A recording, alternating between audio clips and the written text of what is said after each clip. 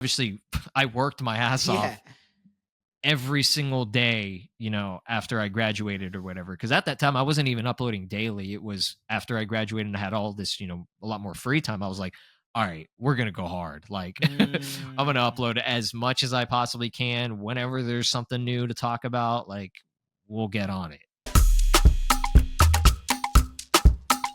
That was crazy. Thank you for having me. Thank you. No worries. We always give our guests a great introduction, and you're no exception. You are no exception. Thank you awesome. so much. Thank you so much for coming on the podcast. Well, as an icebreaker, what we like to do is, what is something about yourself that people don't know that you'd like to share on this podcast? Something about myself that people don't know. Could be anything. It can be anything. I like to run. I like to run a lot. That's cool. Yeah. See, I told you guys the work ethic, and it shows in his videos. This guy is an athlete. He's an athlete. I wish, man. I got asthma. I would die, but I push myself to try to get better at that. And that's it's a work in progress. That's all we can do. I mean, let's just start on that, because I saw that number, and that, to me, that's unreal. I think as content creators, if you're not a content creator, you may not understand just how much level of work goes into it. You've done this for 11 years now, about 11 years, and correct me if I'm wrong, and you've created 6.3 videos, as it were. I did the maths, and that works out to about 2 videos a day, which is insane. On average. I'm not saying you have, but on average. So talk to us about that journey, in terms of, because I went back to did my research on your channel. You started off with Pokemon. You've done some Mario stuff. Mm-hmm. Just talk about your journey in terms of what made you start content creating. I actually got into YouTube a long time ago, when YouTube first came out, and it was like a thing. That was, I think, in like 2005.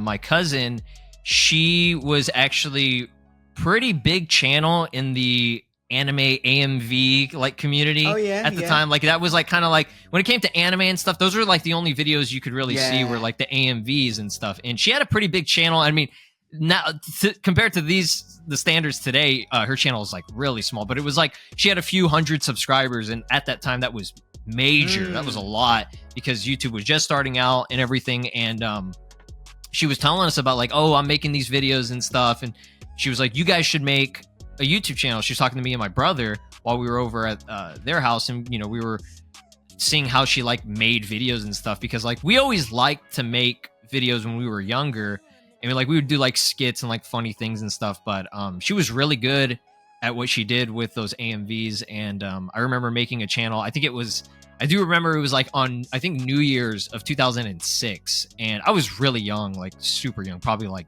I don't know, maybe like 7 or something like that at the time. Wow. And I ended up, I don't know, it was like some type of Zelda related video that I made, and it was like real silly. She helped me out with it and everything. I feel like I just recorded the video, and like she edited it and made it like kind of funny at that time. And that was the only video I had for a long time, until probably around like 2009, 2010. I made a new channel because at that time YouTube did a copyright like claiming spree where they closed down a bunch, like they terminated a ton of channels that used copyrighted material. And at that time, whenever we made those videos, we had no idea that it was going to be like that, because it wasn't like that when it first came out. They started hammering down on copyright a lot. So I had to make a new channel, and then I started doing some gaming videos related to mainly just Nintendo stuff. Those are like that's just the stuff that I had the most fun with, the games that I played the most. I always played like Dragon Ball and stuff, but it wasn't really something I thought about making like gaming content on at the time. So I focused a lot more on just like every now and then doing like Pokemon videos, Mario videos, like just basic stuff in the game. And I wasn't even really talking. It was just gameplay at the time. It was real early on in the gaming sphere for, YouTube and stuff. So, everybody, they had to use just like a camera to record the footage. Like there was nobody really thought of like direct capture or like capture cards or anything at that time. So, it was real simple. It was like really straightforward, and, it was a fun time. but I wasn't really serious about it until probably in high school. I was like, I just got into high school, and I was like, I want to like, because I saw like, oh, you could earn, revenue from doing this. Like, this whole time we were doing it just for fun, and it's still fun to do that. But, making kind of a business out of it was a really cool thing. Whenever you're a kid and you're like, oh, I can make money from, playing games, or just like I can make money from doing something I like to do. Like I actually enjoy doing. So I was like, let me try to get into this. And, it was not easy. It was very hard. Even during that time, content creation and gaming in general was very saturated among YouTube. So, making it big or trying to get your name out there was very, very difficult. And I failed a lot. The amount of times, like, I think I made like 2 or 3 different channels trying to figure out like what I wanted to do with it, until, I finally made this one, I think around 2012. It was like late 2012. And, I was still doing like Nintendo content at the time. And, that was, it was doing okay. It was very stagnant, like very slow growth and everything. And I was okay with it. I was still in high school at the time. I was, focusing on school, and then, going to college and everything. And I still was trying to make videos every now and then when I could. And it wasn't until I think I started making Xenoverse videos that stuff started to really, pop off. And I was very surprised by that. I was like, wow, like out of anything, like I've been doing Nintendo content for the longest time, but this Dragon Ball stuff is like popping off. I was like, why are people coming to this specific, video for like Xenoverse or whatever? And that's when I started getting into doing more and more Dragon Ball stuff. And the rest is kind of history from there for me. It just caught on really good, and I got very lucky. Like there was I don't know what it was that caught on with Xenoverse at the time. I think actually it was because of Dragon Ball coming back with Dragon Ball Super and the Battle of Gods movie and all that, that people started really, like, it was like a resurgence of Dragon Ball and like getting more fans and everything for it. So I think because that ended up happening, people were looking for content on just anything related to Dragon Ball. So I think it was just I was at the right place at the right time when it all happened, and I just got really lucky with it. Wow, there's a lot to unpack there. I think there's a lot and again, amazing story. So let's start first of all. You were 7 when you created your first video, with some help from your friend. Yeah, I was probably like 7 or 9, like 7 to 9 years old. I can't even remember at that time. Yeah, I mean, most 7 I was a kid. I had no idea. Yeah, which is insane. So and I think this is why I love hearing stories about this, because a lot of people who want to get into content creation and so on and so forth. I like that you said it wasn't easy. This is like your 3rd channel or so on and so forth. You tried or failed, as it were. I wouldn't say failed. I just think you learn lessons twice before, and then you adapted to when you started your new channel. You're doing, like you said, Pokemon Nintendo, but you did a Xenoverse. Oh, this is catching on. Let me create more of this stuff, and I imagine that just kind of like snowballed, because I know that on your channel, just going through it, whilst you do the odd other anime or other like gaming, your main focus is Dragon Ball universe content, if I'm correct in saying that, which is, again, fine. You want to find that niche, you want to find that specificity for that specific audience, which is, and again, something I've struggled with the podcast, but I don't think I necessarily have one specific niche regarding, say, a specific anime I love. I love One Piece, but I wouldn't say I can talk about it for the rest of my podcast. But what I do like is to talk to creators such as yourself in the sphere of just anime gaming. So this is, again, hence why reached out to you, because I really love the content. So you mentioned obviously you could monetize it. Like you said, it's a dream for anyone, right? They always say, and I've listened to so many podcasters or just other podcasts. They always say, don't follow your passion, because you wanna be realistic, like in terms of, especially as you're getting older, and sometimes the passion doesn't necessarily translate into a career. No, that's not to say you can't have it as a hobby. But what was the, I guess, what was the determination? Was it a case where I'm definitely going to make this my full-time career, or was it, oh, let me just do this, maybe I can make a couple bucks on the side, I'm still going to pursue this kind of career, but if I can just have this on the side? Or were you like 100% full on, I'm going to make this my career no matter what?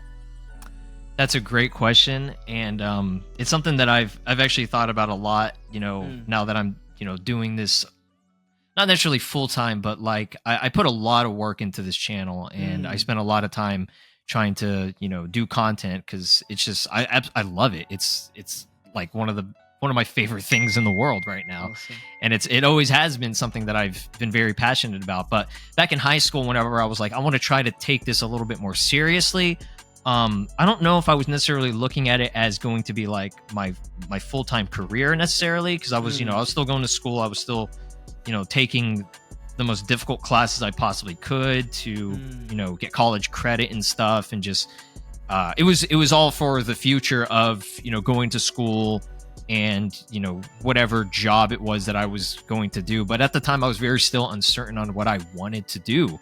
So while I had YouTube kind of on the side, and was making almost like nothing, like it wasn't even a like a basic like minimum wage job or anything. It was I was basically making nothing. Like it was so minimal, but I was just doing it because it was really, really fun. I was like, oh, you can make a little bit of money, yeah, that's cool. But I wasn't doing it for the money. It was just mainly like, it's fun, I like doing this, I'm just playing games like I normally would, but I'm just recording it and uploading it. It's it wasn't like some difficult thing for me.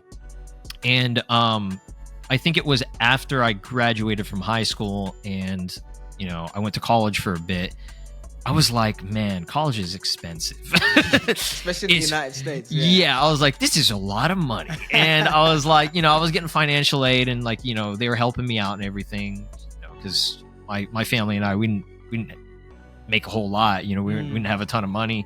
Nothing really saved up much either. So it was like, I was just all dependent on financial aid at the time. And I was like, oh God, like if I keep doing this, and over time I'm not going to get the full amount of like funds I need to, and I'm definitely going to have to take out loans and stuff. I was like, do I really want to do that? So I went ahead and just graduated, and I said, okay, I'm doing this YouTube thing. And it was crazy because it was like I think it was my final year, my final semester. Yeah. And at the time I had uploaded, I don't know if you've seen this game before. It's called Dragon Ball Fusions. It was a 3DS. Yeah, it was a 3DS game. It was a game that not many people really talked about or really played that much, especially on YouTube. So at the time when I wanted to make content on it, those videos really performed well. They popped off a lot because people were interested in it, but not many people were covering it at the time. So again, it was one of those, I was, at the right place at the right time with it. And when I was making content with that, this was like my final semester, I think, of college. And I was like, wow, these videos are doing really well. The channel's growing a lot. And I was like, could I try this? Could I let's just see where this goes. And, I already, at the time I was still making consistent content on it. I graduated and everything. And, at the time I was working at a sandwich shop to, make a little bit of money as well. And, I did that for a while or whatever. And then, I was just kind of doing both. And, I did that for a long time. And, I started focusing more on the content, making videos and everything. And then, over time that was kind of whenever I felt like I was like, I kind of like, I want to try and do this, like, as a job, in a sense. So that's what I kind of went for. And again, I think it was it sounds weird, but it was like, I was kind of like, I need this. Like, I absolutely need to make this work. And things didn't always work, all the time. Yeah. There were times I made videos and they just performed horribly. Like, they didn't do well at all. And I had to sit there and realize, like, hey, like, you can't beat yourself up about this. If a video doesn't do well this time or the next one or whatever, like, you just gotta keep pumping out as much content as possible on the latest stuff that on the newest stuff, and see if it can work. And I will have to say I'm really grateful to my parents more than anything, because most parents would not be very happy with their child doing one of the most odd choices for a job. Like at that time, like older people, parents and stuff, they don't understand a lot. Like they don't understand about like what content creation is. Like, oh, you make videos for a living. Like that's, and I even to this day, when I talk to, older people, or, some people get it now, because, they've seen Twitch and like, how people are like making insane, revenue, and like they're doing this job, like they're like celebrities, at that point. But like some people understand that, but a lot of older people, they don't get it. But my parents have always been very, very supportive over any decision that I made, as long as it was, was reasonable, wasn't something horrible or anything. And they were just like, hey, if you want to try this, go for it. We're here for you to support you. A majority of my family was really cool about it, and they were just like, do what you want to do. And if you want to go back to school for, something better or whatever, you can do that. But I was like, I'm happy with where I'm at right now. Like, I want to try this, because nobody in my family has ever done something like this. So it was kind of a weird thing. And I will say I went through a lot of like really low parts of my life too, right after graduation with it. 'Cause it was like, I felt lost. Like I had like no idea what I wanted to do. Like, and I was like, this is, I guess, the only thing that I really enjoy. So let me try it. But yeah, that's pretty much how I felt about it the whole time, and how things kind of changed a lot for me. And I just got really lucky. I mean, you say luck, but I think I'm maybe butchering the quote, but luck is preparation meets preparedness or something like that. But it's a case where, okay, you make your own luck, right? You've made over 6,000 videos. Obviously, when you started, you did the Xenoverse. That may have been an element of luck, but you could have just stopped making videos before that, as you mentioned, because it is quite disheartening when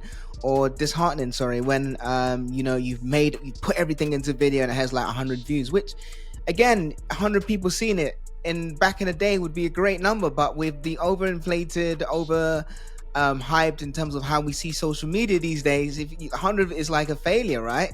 But you kept going, and I think that's testament to you and your work ethic. Like, you just kept going. Like you said, you're just pumping out the videos. Mm-hmm. Where did that determination come from? Like, you gave your parents a lot of credit there, and I think that is super important to have a supportive network in order to absolutely fuel your career, do your dream. I am also from that generation where my mom was like, no chance. I mean, I do it now because this is a side hobby of mine, and who knows, maybe in the future it could be my main hustle, but there's no way I could have said, Mom, I'm doing this. Yeah, I mean, she may have been quote unquote supportive, but nah, tell a lie. She would have just like get a job. But again, it's old school thinking. I think in their time as well, that was kind of like the early internet days and so on and so forth. Now it's just like, if my kid wanted to go to university, or didn't want to go to university, I'll be like, that's cool, just to have a plan of what you want to do. They might want to be a content creator, they might want to do XYZ, but I don't think university now, I'm not saying kids don't go to university, I'm not saying that, especially if you want to be a doctor or something that really needs a degree. But if you want to do something else, university is not the only avenue, when before it kind of felt like that. I agree. Yeah. So I was just saying, where did that determination come from in terms of pumping out those videos? It was a combination of just something that like I always loved doing. So I was like, it wasn't something that like I was forcing myself to do necessarily. It was just more of like, hey, I enjoy doing this. This is kind of the only thing that, is really something that I feel very passionate about, and that's actually working for me. Compared to is like if I, got like a 9-to-5 job or something like that, and I'd just be miserable. Like, not saying that everyone, not everyone is, but I know I would have been, sure, very unhappy about it. So like, that's the thing. I'm at least like looking back at it now, like I knew what I wanted for, in terms of content creation. But everything else, like I had no idea what I was going to do. Like if it was your standard job or whatever, like what would I choose? Like there's not really much I'm all that good at other than, I'm not saying that I'm like good at making videos, but like it was something I liked and people were enjoying it. So I was like, there's definitely something here. Like I can't let this, I can't pass up this opportunity that I currently have right now. So let me try it. Let me see how far I can go with it. And, there was, the determination on it did come a lot from, like I said, this is kind of like the only thing that I feel like I'm doing well at. So, I'm gonna pursue this as much as I possibly can until I see no results. Okay. Yeah. So once if I saw like just nothing, like everything, like no growth, no good performance on anything, if things were just not going the way I was not necessarily planning it to, because I had no plan, I was just doing it on the fly, everything. But it was like, if it was just not doing well, then I need to stop this. Nobody wants to watch these videos, the drive and everything. Maybe I still would have made videos if, there were some people that still enjoyed it. But like, that's where a lot of it comes from. It's like, you do have to see that people are watching and wanting to see the content from you. It's very hard. And I understand from some people, it's very difficult to make content on something and push for it if, you're not getting support on it, obviously, but, because that is an obvious thing, I always do say, like, try to do it, push for it until something does work. But, if it's just a long term, it's just not doing too well or whatever. I'm not saying necessarily quit, but, maybe you'd be better off investing your time into something else that maybe you feel you'd be better at. Or like I said, like if it was, for example, like another, your basic 9-to-5 job or something like that, you would just have to go for that, go back to school, et cetera, et cetera. I didn't really think much about it.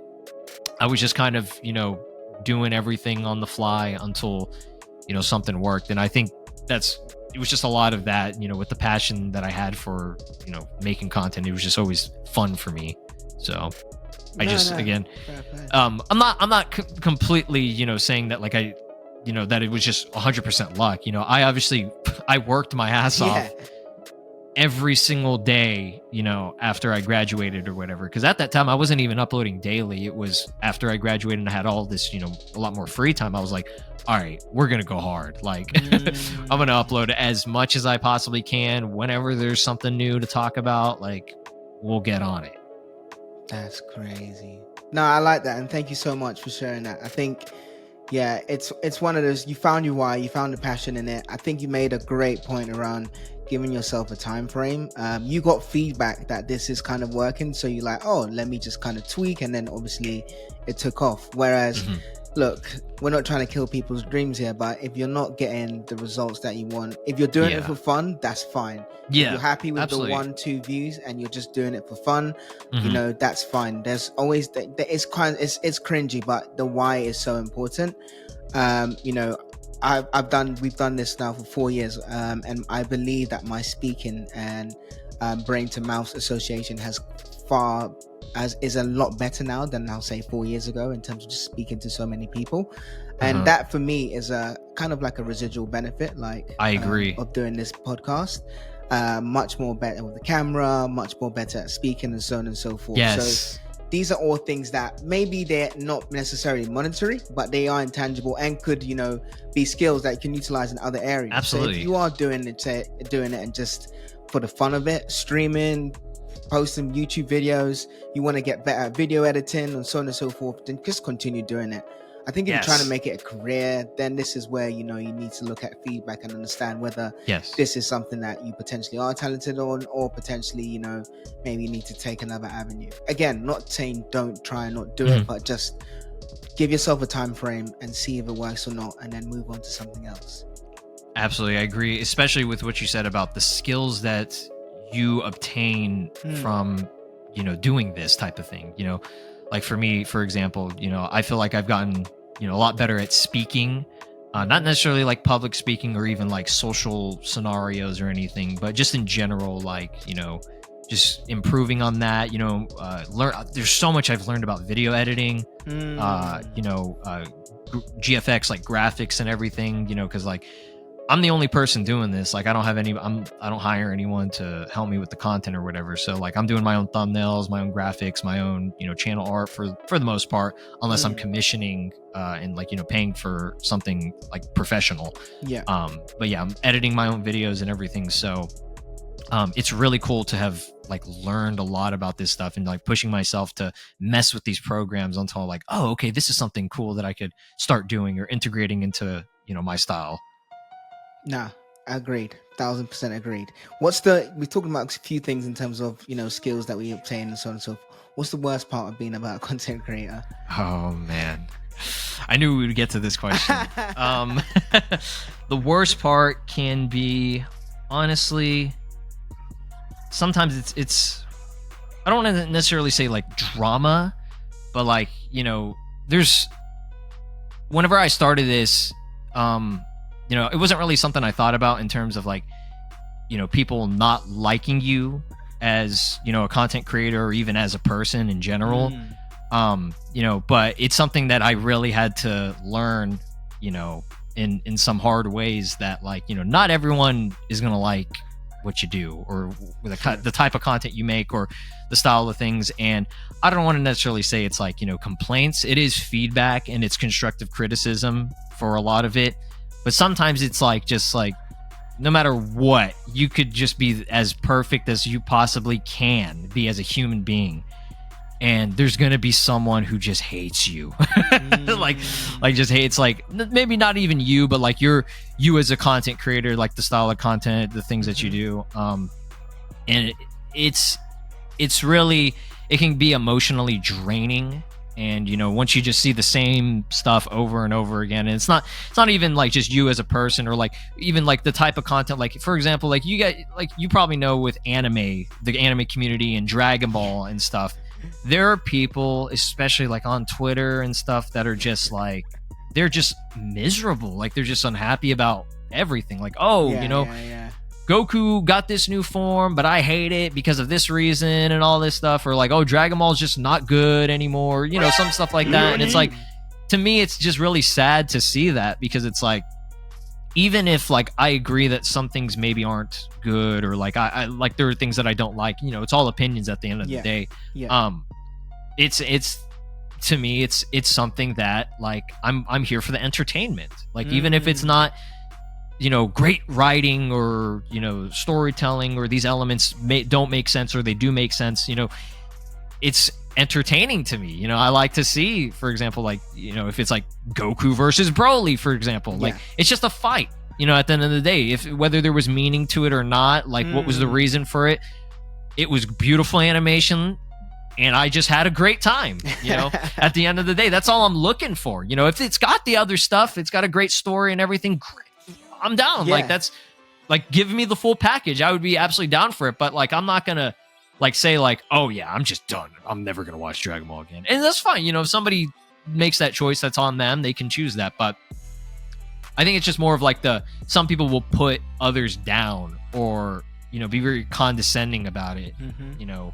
When it comes to another person who's having a good time. That's like one of the worst things to see, when somebody's happy or they're enjoying something and another person, tries to turn it into a negative thing. It's really disappointing to see. Yeah, internet trolls are it's one of the worst things that's come out of the internet. The internet has made amazing things. 99%, I'll say. I agree. But that 1% of trolls, and it's the whole psychology. I was watching this thing about psychology, and you can get 1,000 positive comments, and that one bad comment, that sticks. And it's so annoying. It is. But it's about trying to reprogram yourself to. I know. I've received some racism, so on and so forth. Me too. Yep. Yeah, and it's just one of those things where I just say thank you very much and move on, because it's one of those things where if you don't give it any gas, it just fizzles out. So it's true. But yeah, you're right about internet trolls and just people who are just negative. fortunately, they're just keyboard warriors who potentially don't necessarily have a great life, and I feel sorry for them. Yeah, me hopefully too. they I can. agree. I don't wish anything bad on people, but Yep. it's one of those things where, look, you can't please everyone, like you said. Yep. You can't be everything to everyone. Some people will like you, some people won't like you. Some people say, I don't like his eye, I don't like his hair, I don't like and this, blah blah blah. You can't please everyone. I think it's focusing on that people or that community that really messes with you, really appreciate what you do, and trying to best serve them. For sure. And absolutely. Don't get me wrong. Even though we were talking about like some of the worst parts, like that can also be one of the best parts. Because you have those, not necessarily ride or die, but those people, that small circle of people that is always there for you in terms of supporting your content, or that I could at the top of my head, like I have a group of people that I always know will be on a video and comment on a video, like specific people that I see on every single video that say something nice, even if it's just like saying hi or good vid, something as small as that. Even if like they didn't even watch the full vid, they just said good vid, I appreciate that. It's nice. It's nice to see stuff like that instead of the constant like, oh yeah,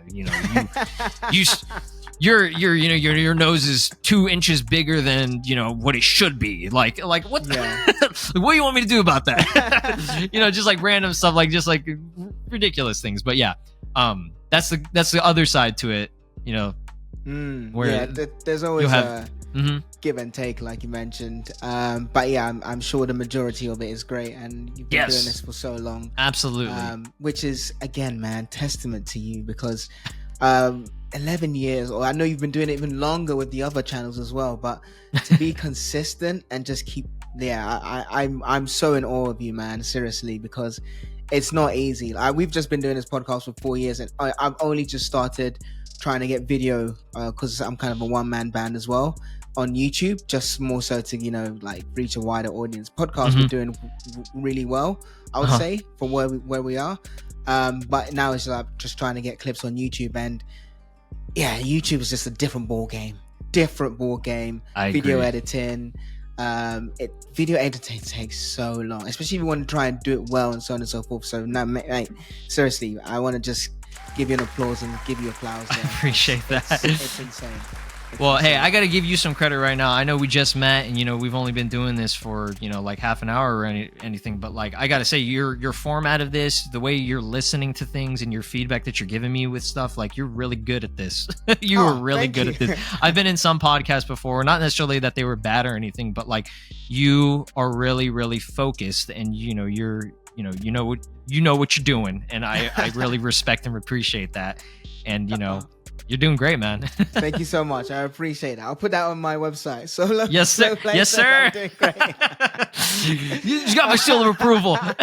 Not like my opinion matters. No. I'm very grateful, man. I'm very grateful. All right, so let's move a bit on to gaming, as it were. And I guess in terms of, I know you talked about Xenoverse. What was your first console? Take us back. Ooh, man, that's a great question. Yeah. My first console, honestly, like I think I was there. I grew up with my brother, and we shared everything, like everything. So, like for the most part, I don't know if I could really say this was like my personal first console, and even I was way too young at the time to even really know what to do with games. But I would say I was definitely there when we owned an NES. I think that was the first console that we probably had. Yep. And I don't remember anything about it at all. I think I was just way too young at the time. And like when it came to us, like we were, not saying that like we just didn't really have a lot of money most of the time, and we were real behind on consoles and technology and stuff. Like I didn't get internet until like 2007, which for some people that's still pretty early, but for some, internet was out for a long time, and like we didn't have internet at all. Like the only time I could use internet is like if I went to like a friend's house or like a family member's house, or for like I was at the library or at school or whatever. So like when I was doing school projects and stuff, it was always difficult because it's like I had to always go somewhere else. I couldn't, I didn't have that accessibility in my own home. But for the first console, I'd probably say the NES. The one that I remember was the Nintendo 64. That's probably the one that I played the most, had the most, love for, and a lot of my favorite video games are on the Nintendo 64. I would say like top number one would probably be from the N64, which that would be guess. Zelda. Wait. Okay, what were you gonna say? What were you gonna say? Zelda Ocarina of Time. Okay, it's exactly. I didn't even say which exact one. Could have been Majora's Mask, you know. Yeah, I did enjoy Majora's Mask, but Ocarina of Time is just a masterpiece. It's timeless. I will go back to that game every single year that I possibly can, just to do a playthrough of it and just be like, oh, it's so good. But yeah, N64, I would say that's the first console that I really played and remembered. No, that to me, I really, really wish I didn't sell that console. I don't know where it is now. It's definitely not with me, but it's such a GOAT console, and just the game, Perfect Dark was amazing. GoldenEye. Oh, yes. GoldenEye, yes. I put the amount of hours I've invested in GoldenEye might rival the amount of hours I've invested into Tenkaichi 3. Like, that game I played so much with my brother, and he would just destroy me every single time. But like, we would go to the facility. Every time, facility. He would use James Bond. I would use Jaws or something like that. And then like we would get the lasers. We would equip the lasers and just zap each other the whole time. And if he got the golden gun, it was over. Golden gun was over. Oh man, facilities was one of the that was the goated map. Like that was like the one that I feel like everybody went to. Like like you could ask anybody, and like at the time, like there was no internet and everything. Like everybody just knew the facility was the place. That was an amazing, honestly. And then you put the proximity mines in there. You go in the toilet. Oh my god! The toilet, the stalls. Oh my god! You wouldn't even know that was there. You just hide them behind the toilet, like. What a game. But yeah, Mario Party, Mario Kart. Yes. I love that. The Nintendo 64 had everything. And it's so like timeless. Like I can go back right now and play N64 games. And I still don't feel like I'm playing like an old dated. It still holds up. Yeah, it will always hold up. Yeah, the graphics, maybe it's not anything compared to now, but like the gameplay is like, God, they were cooking when they made this game. Like insane. I love that. And you said Zelda. Was that your favorite game then on N64? Ocarina of Time. Yes, Ocarina of Time. Like that's the thing. I didn't even know anything about Zelda. Like again, it was my cousin. She got a Nintendo 64 and she got Ocarina of Time with it. And we would go over there right before school in the morning because, our aunt would drive us to school usually every morning. And, for like 30 minutes, we would sit there and watch her play or play it a little bit. And I was like, whoa, this game is so cool. Like what? Like, I don't even know what's happening in this. Like, you're just this dude and you got a sword and all this magic and stuff and all these weapons. I was like, this is the coolest game ever. I was like, I gotta have this game. Like, I gotta buy this. So, we ended up getting a Nintendo 64. We ended up getting our own Ocarina of Time, and it's the amount of hours. The music. The music, everything about it. Like, it was just crazy. Like, I'd never heard of it, never played it, but that one time I watched it, I just fell in love instantly. It was the craziest thing. Like, I don't think I've ever enjoyed something that much before. maybe Dragon Ball, but like that, like Zelda is like contender for like one of my favorite things in the universe. And are you more of an RPG fighter or kind of like a role play kind of guy? That's a great question. I love fighting games. I'm not good at them. I'm horrible. I'm just horrendous at every fighting game. RPGs are really fun, but I feel like sometimes, I have to like take a break for a while just because they're real long and there's a lot of grinding involved. But a format like I would say like RPGs, platformers, and like action adventure type of games. Like if it's Mario, if it's Zelda, or if it's Pokemon, those are like my top three. Those are my go-to three. Again, fighting games, like if it's Dragon Ball or an anime game, or like if it's, even like it's like Mortal Kombat, Street Fighter and stuff. Like I grew up playing those. I enjoyed them. Wasn't good at them, but I really, really did enjoy them. So those are like my top genres. Like when it came to like FPS games or racing games, unless it was like Mario Kart or something, I never really got into those that much, which I know a lot of people love those, and those were like some of their first games. But I've played them before. Like if it was GoldenEye, like that was that was a classic and everything. But I kept my genres of games in a very, very small circle, and I just would almost just play like the same type of games even now. No, that's fine. Did you ever play that Pokemon? I think it's the one where Pokemon Snap on N64. Yes. That was another top fun game for me. It was a very different game. Wasn't expecting myself to like it. But it was a very simple, straightforward type of game. And yeah, I love that game. I got the one on the Switch or whatever, and I enjoyed it. Pokemon Stadium was really fun. It was, again, very different from what I was used to with Pokemon, just because it wasn't like, necessarily like the you could explore and everything. It was just like, oh, you just battle. That was it. But that was like, that's always like, that's like the best part about the game. You just battling and everything. That was really fun. Mario 64, just amazing, masterpiece. I played all the Mario Karts, played all Mario Party. I can't even think of what else I had on that. Again, it was just usually Pokemon, Mario, Zelda. I don't think I ever owned Star Fox, but I know that game was the game was really cool. I eventually played it, and I enjoyed it. But like, I wish there were some games that I got to grow up with, and I wish I expanded my, like gaming a lot more as I grew older. But I kind of just always stayed with like my bread and butter, and I'm happy with it. But like, I wanna definitely try newer things, as I'm getting older.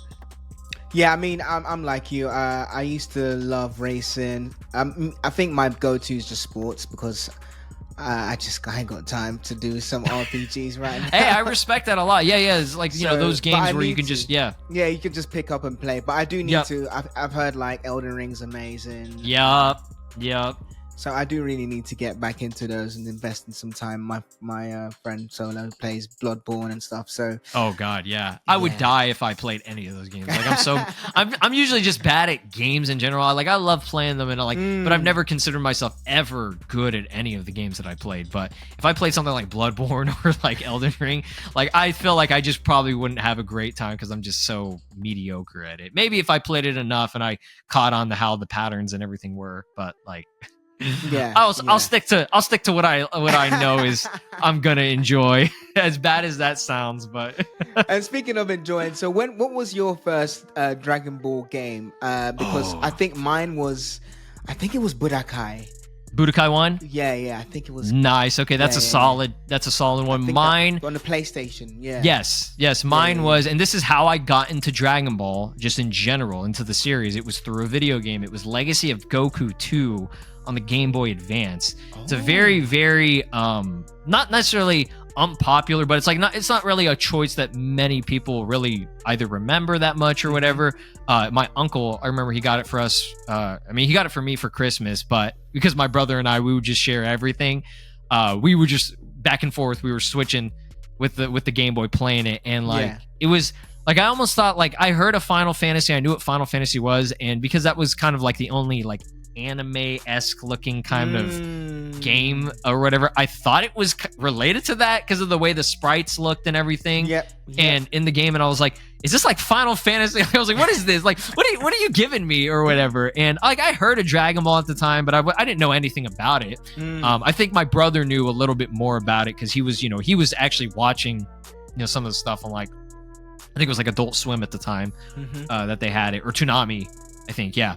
And since he knew a little bit more about it, I was like, hey, why don't you play the game, and like, I'll watch you, because I was like, I have no idea what this is, like, I don't know. And he started playing it. You start out as Trunks or whatever, and you're in the future and stuff, and you see the androids and everything, and it was just like a very bright, colorful, it was a very cute looking game, and it had this action in it, it had dialogue, and I was like, wow, this is the game that I never really have played before, like a style of game that I just didn't really get into, because at the time I wasn't really playing like RPGs or action RPGs. I played like Mario, for the most part, or whatever. The only RPG I think I played was maybe like Pokemon, and it was kind of similar. It had that top-down view, and like there were elements of it that I just like felt familiar with, which was just very weird.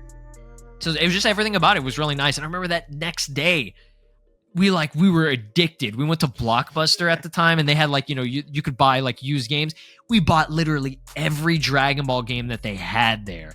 Like every Game Boy game, I think we ended up getting like the week after that, with all the money that we got from Christmas or whatever, we went and we got like a used PlayStation 1. We got like the Ultimate Battle game. We got like the GT Final Bout game or whatever, which isn't that good or whatever. And then we, over time, we just loved playing the Dragon Ball games. We started watching the anime. It was just like insane addiction. And this was like 2004, 2005, Dragon Ball had already ended. There was nothing. All we had were video games that were coming out maybe every year or whatever. And that was it. So like we were real late to the party with Dragon Ball, but like we got into it and we got caught up fast, like with how cool, and everything was about it. And so did you watch the Dragon Ball Z and Super? I mean, so we started. Okay, so this is the thing that I think some people will definitely criticize me on.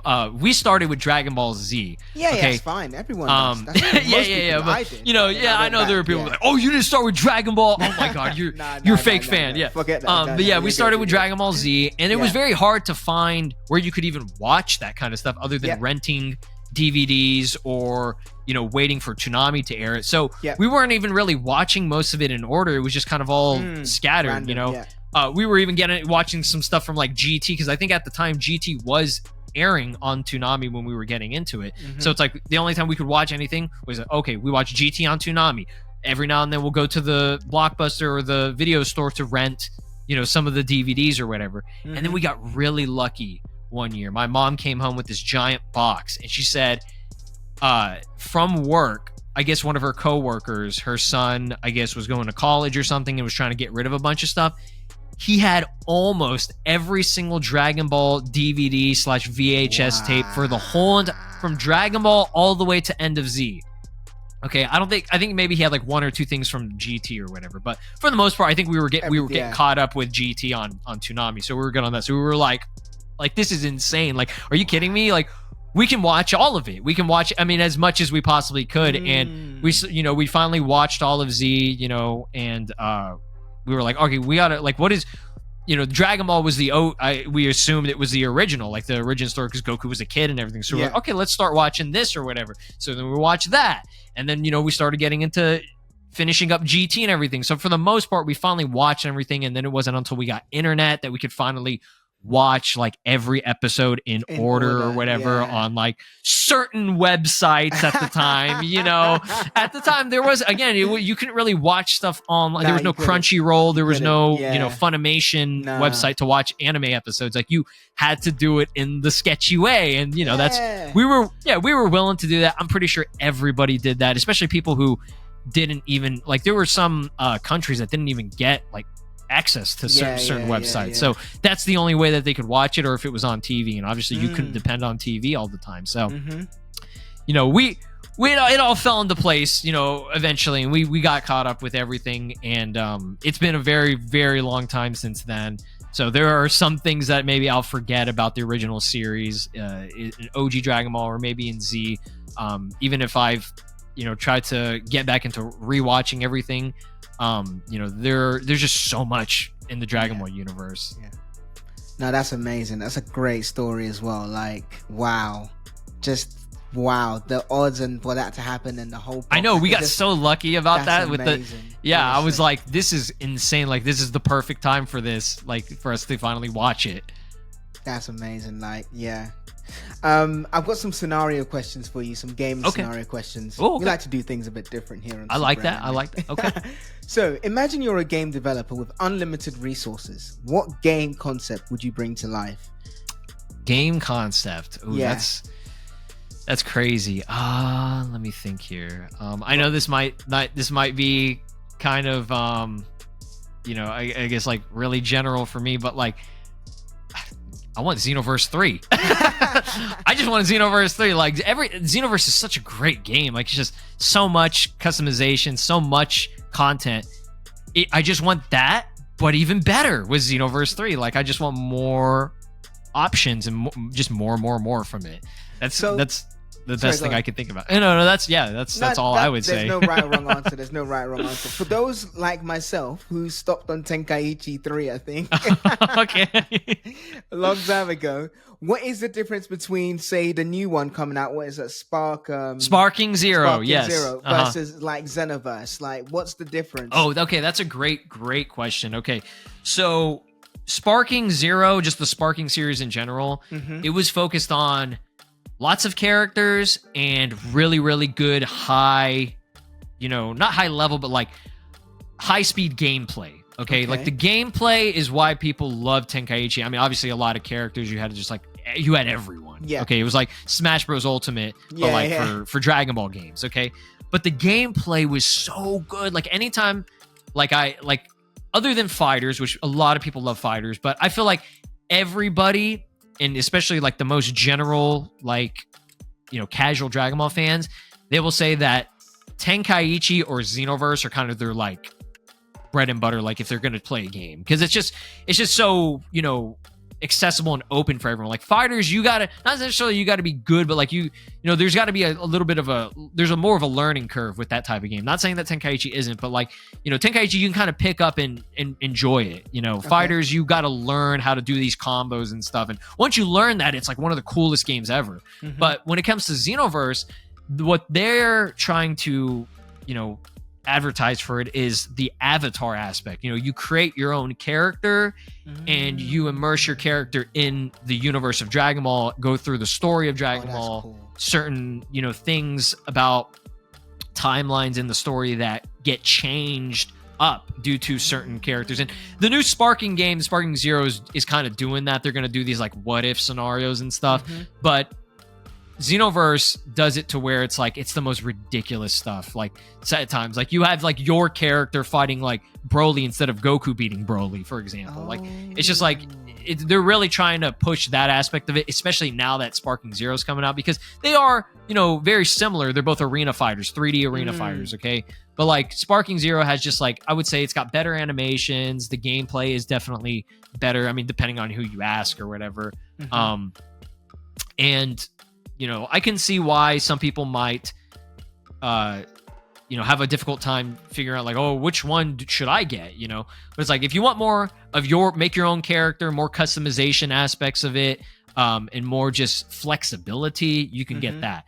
Okay, Sparking Zero, it's like if you just want a damn good Dragon Ball game, like just like the best Dragon Ball game experience, Sparking that's where you got to go. It's got a million like characters. It's got all the animations, all the references, and attacks, and the gameplay is just godly from what I'm seeing so far. No, thank you so much for that that roundup or that debrief, because I to be honest, I didn't know the difference. I don't blame you. And there was this joke. I don't know, like this meme was maybe it wasn't a meme, but there was this joke that you buy a Dragon Ball Z, similar to like FIFA, but you buy a Dragon Ball Z game every year, and how many times can you play the same game every year with the same story? Raditz. I'm there. If I'm killing Raditz, I'm using Goku to kill Raditz 500 times every single year. I am there for it because each experience, it's got like some different graphics or whatever, or maybe the animation's different, maybe they changed up the dialogue, but it's just, I totally get it. And to like, a lot of other anime fans or people who are like, just getting into the series or whatever, I could definitely see why they would imagine that. And they're absolutely right. It is the same, for the most part, it is the same thing. It's been like that for a very long time, until only like recently they started changing it up a little bit, because they were like, all right, people have played this. I mean, how many times they rebooted like the Spider-Man movies? Like how many times are we going to see Uncle Ben die, right? That's why they got to like the Homecoming movie and they're like, all right, we're just not even going to mess with that. We're going to have him do some other, stuff. Yeah. No, the Xenoverse, actually, it sounds really cool. So what, can you pick to be a Saiyan, or are you an Earthling? Yeah, and that's the coolest thing. You can be a Saiyan, you can be a Majin, the Buu character, you can be one of the Frieza characters, you can be the Namekians, you could be cool. A human. Humans and Saiyans are pretty similar. Obviously, Saiyans, they have a lot. The Saiyans are, obviously, everybody chose the Saiyans. Of course. They have about a million, they got the million transformations, they got the best stats and everything for the most part. So, that's... I totally get that, but like you have the option to be so many other races and stuff, and it's so cool. Wait, This is a throwback. Quickly click on the next video before it destroys it. It's Raccoon Boom! It's still there though. Yes, but in his mind, it's gone.